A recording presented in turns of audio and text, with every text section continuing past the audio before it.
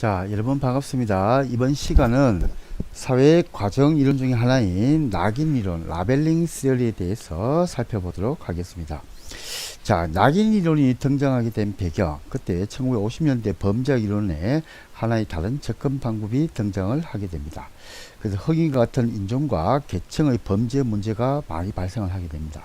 그래서 이 낙인 이론에서는 그런 이제 흑인, 대부분 사실은 흑인인데 어떻게 해서 이 흑인들이 일탈자로, 그리고 어떤 행동이 일탈 행동으로 규정이 되는가라는 것에 주목을 하게 됩니다.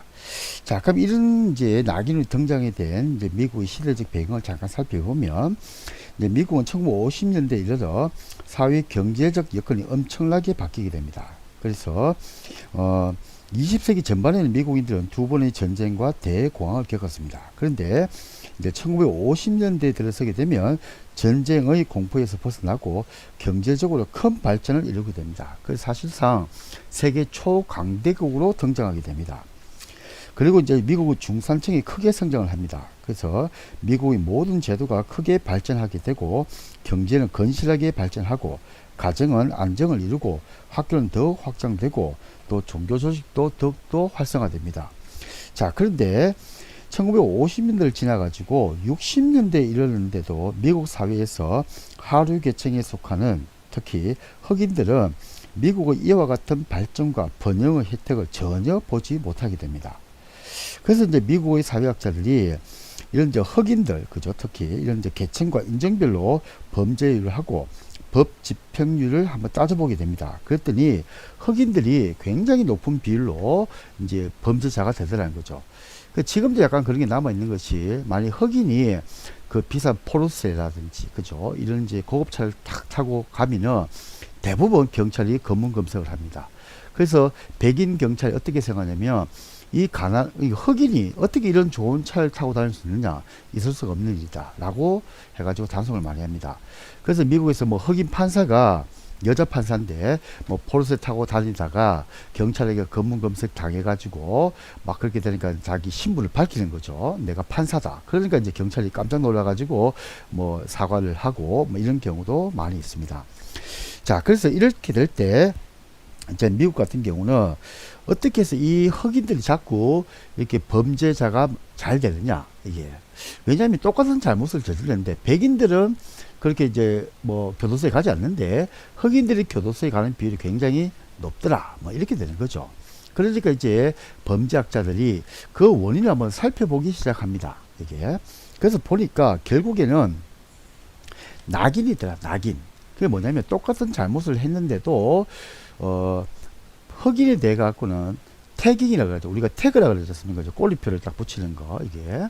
그런 것처럼 흑인들은 범죄자라고 하는 꼬리표가 많이 붙어 있다는 거죠, 이게. 그래서 이 흑인들이 어떻게 이제 범죄자로 낙인이 되는가라는 것을 뭐 극명하게 하는 것이 탄넨바움의 뭐 꼬리표 붙이기, 그리고 또 악의 극화라는 그런 유명한 얘기가 있습니다.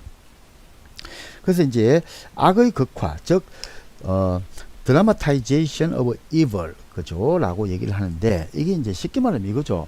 예를 들어 가지고 그 대표적인 이제 신창훈하고 우리가 이제 그 톰 크루즈 이렇게 이제 볼 수가 있는데, 낙인은 어퍼머티브 라벨링이 있고, 즉 긍정적 낙인이 있고, 네거티브 라벨링, 즉 부정적 낙인이 있습니다. 그래서 이 부정적 낙인의 가장 대표적인 게 이제 신창훈인데, 신창훈은 이제 어렸을 때 어머님이 돌아가시고 해가지고 아버지 밑에서 자랐는데, 어릴 때 이제 집안이 가난하고 하니까 그때 이제 월사금을 내는데, 그때 이제 선생님이 이제 돈을 안 내고 가난하고 이러니까 이제 극단적으로 좀 안 좋은 얘기를 한 거죠. 너는 앞으로 사회에서 뭐 성공하지 못할 거야. 너는 뭐 사회 쓰레기가 될 거야. 뭐 이런 얘기를 듣습니다. 그래서 선생님에게 첫째는 실망을 하고, 두 번째는 이제 그때 사소하게 이제 뭐 배고프고 이러니까 이제 우리는 말하면 참외서리 뭐 이런 거 있지 않습니까? 그죠? 지금은 이제 뭐 엄청난 범죄인데 그때는 이제 용인을 해줬죠. 그래서 신창훈이가 이제 그럼 이제 좀 서리 같은 건 좀 소소한 절도를 하고 이렇게 하니까 이제 아버지가 이 놈은 어릴 때부터 버릇을 고쳐야 된다. 즉, 그 뭐 3살 버릇 8까지 간다. 그죠? 뭐 바늘 도둑이 소도둑 된다. 뭐 이런 식의 이제 생각을 가지고 신창훈이를 경찰에 신고를 해버린 겁니다, 아버지가. 그러니까 신창훈이 엄청난 충격을 받습니다. 그래서 자기는 선생님에게도 버림받고 가정에서 아버지에게도 버림을 받았고 그래서 자기가 자아 충족적 예언을 합니다. 이게 셀프 퍼필링 프로퍼시인데 나는 이렇게 될 것이다 라고 예언을 하는 겁니다. 자기 스스로가 자기에게. 그래서 뭐라고 예언을 했냐니까 나는 앞으로 범죄자의 삶을 살겠구나 라고 자기 스스로를 예언을 합니다. 그래서 나중에 신창훈이가 여러 가지 문제를 일으키고 난 다음에 잡혔습니다. 그리고 나 신창훈이가 이제 우리가 그 범죄 프로파일러하고 이제 상담하면서 이런 얘기를 했습니다. 자기는 20살이 넘도록 남에게 타인에게 칭찬을 받은 적이 단 한 번도 없다. 내 인생에서. 그래서 앞으로 내 같은 사람이 많이 나오게 될 텐데 제발 칭찬을 해줘라. 지금 어렵고 힘든 친구들은 누구에게도 칭찬을 한 번도 받아보지 못하면서 자라고 있을 것이다 라고 얘기를 했습니다. 그런 것이 이제 부정적 낙인이죠. 네거티브 라벨링입니다. 자, 그 다음에 이제 어퍼머티브 라벨링, 즉 긍정적 낙인도 있습니다. 대표적인 것이 톰 크루즈인데 톰 크루즈가 어렸을 때 난독증이 있습니다. 난독증이 뭐냐면 글을 보는데 글자가 2중 3중으로 보이고 해가지고 글을 잘 읽지 못하는 것이 난독증입니다. 그런데 선생님이 자 다음 책을 읽어봐 이렇게 얘기를 한 겁니다. 그러니까 이제 초등학교 때 자기는 이제 책을 펼칠 때 못 읽죠. 당연히 글자가 이상하게 보이고 하니까. 그래서 더듬더듬 읽은 겁니다. 이게 그래서 예를 들면 뭐 안녕 하세요 뭐 이런 식으로 읽은 겁니다.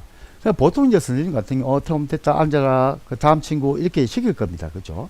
그런데 그때 선생님이 톰이 더듬더듬 읽는데 야 톰 너는 목소리가 참 좋구나 라고 해가지고 칭찬을 한 겁니다. 그러니까 이 톰 크루즈가 그 칭찬이 너무나 기분이 좋고 그 다음에 또 선생님이 칭찬을 또 받고 싶어 가지고 그 책을 외우기 시작합니다. 그렇게 하니까 원래 이제 배우의 가장 중요한 이제 어떤 그 자질 중에 하나가 대사를 암기하는 거지 않습니까? 그렇죠? 근데 톰 크루즈는 초등학교 때부터 그 연습을 한 거예요. 이게. 그래서 이제 나중에 이제 톰 크루즈가 뭐 그 선생님 참 고마웠다 뭐 이런 얘기를 한 적이 있습니다. 이런 게 뭐냐면 라벨링이다, 낙인이다 라고 얘기를 합니다.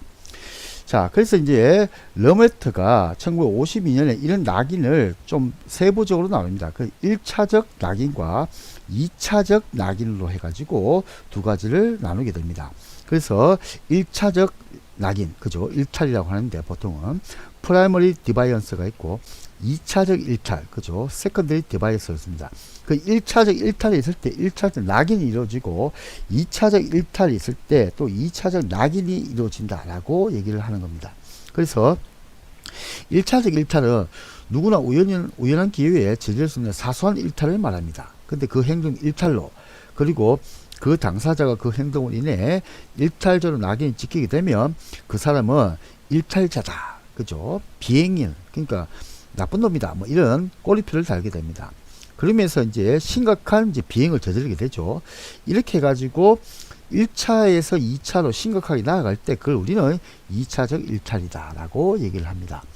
그래서 지금 이제 낙인 이론 같은 경우는 이렇게 라벨링 하는 것 때문에 라벨링, 왜냐하면 흑인 보고 너는 앞으로 범죄자가 될 거야. 뭐 이런 식으로 하여튼 꼬리표를 갖다가 나쁘다. 그러니까 예를 들면 제가 친구한테 장난으로 뭘 훔쳤는데 뭐 물건을 가져왔는데 그걸 친구가 야이 도둑놈아 뭐 이렇게 한다는 거죠. 이게 또 선생님도 도둑놈아 또 집에 갔더니 도둑놈아. 그러면 이제 그 친구 같은 경우는 아 이게 내가 도둑놈이구나 라고 자기 스스로가 생각을 하게 된다는 거죠. 그래서 우리가 보통 이제 스티그마 효과라고 합니다. 그죠? 이게 이제 낙인 효과인데 어떻게 좋은 것이 즉 그 옛날 같은 경우에 그 이마에다가 강간을 하게 되면 빨간 걸로 해가지고 글자를 갖다 인두로 지지는 거죠. 이제 그렇게 되면 그 사람은 영원히 내가 강간을 한 사람이다라는 낙인을 가지고 살아가게 되는 거죠. 그 보통 이제 손에도 보통 이제 절도를 하게 되면 문신을 새깁니다. 낙인을 찍어버리는 거죠. 그래서 그렇게 이제 스티그마 효과라고 했을 때는 이렇게 이제 부정적으로 낙인이 되어가는 것, 그것을 우리가 스티그마 효과다라고 얘기를 합니다. 쉽게 말하면 좋은 것이다. 이렇게 여러분들이 기억을 하시면 됩니다. 그리고 이제 이 낙인에서 가장 좀 중요한 개념 중에 하나가 자아 충족적 예언이다. 셀프 퍼필링 프로페시. 그죠? 자기가 자기 스스로를 나는 앞으로 경찰이 될 거야. 나 훌륭한 사람이 될 거야. 이렇게 긍정적 낙인을 하느냐? 아니면 나는 앞으로 범죄자가 될 것이야. 난 조폭이 될 거야. 이렇게 부정적인 낙인을 하느냐. 이것이 이제 자기 스스로 자기에게 예언을 한다 해가지고 자충족적 연이다라고 얘기를 합니다. 그래서 이런 이제 낙인을 방지하기 위해 가지고 우리가 이제 소위 일반적으로 4D 정책을 제시를 하고 있습니다. 첫 번째는 비범죄화입니다. 디크리미널라이제이션입니다. 그래서 이 비범죄화는 어지간하면 범죄로 규정하지 말자, 일탈로 규정하지 말자는 겁니다. 그냥 넘어가자는 거예요. 예. 그래서 예를 들어 가지고 뭐 담배 피는데 담배 꽁초를 버렸다, 뭐 침을 갖다 칙칙 뱉었다, 이런 걸 갖다가 너무 심하게 부정적으로 낙인을 찍지 말자, 그죠? 이런 것이 비범죄하다라고 얘기를 합니다. 그리고 이제 다이버전입니다. 전환입니다. 그죠? 그래서 비행자를 체포, 기소, 처벌하는 게 이제 공식 절차인데, 이런데 기소하기 전에 지역사회에서 일정한 봉사활동, 그죠? 이런 걸 통해 가지고 그런 걸 면제해 주자는 거죠. 그래서 낙인을 줄이자. 이게 이제 다이버전입니다. 자, 세 번째는 이제 공정한 절차입니다. 듀 프로세스입니다. 그래서 흑인, 백인 차별하지 말고 공정하게 법을 집행하자라는 거죠. 마지막으로 이제 탈시설화입니다.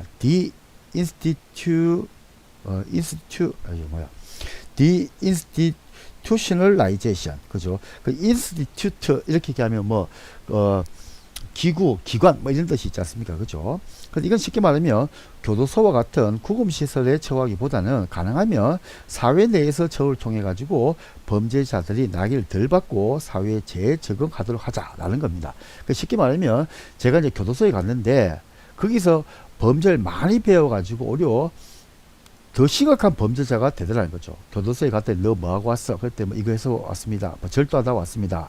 강간하다 왔습니다. 그랬더니 거기 있는 교도소에서 이 바보야, 그때 절도할 때는 이렇게 하면은 안 잡히지. 또 강간할 때도 이렇게 하면 안 잡히지. 뭐 이런 걸 오히려 알려주더라는 거죠. 그래서 되도록이면 교도소에 구금하지 말자라는 것이 탈시설화다라고 얘기를 합니다. 그래서 여러분들 4D 정책을 한번 기억하시면 굉장히 도움이 될 것이다 라고 생각을 합니다. 자, 고생하셨습니다.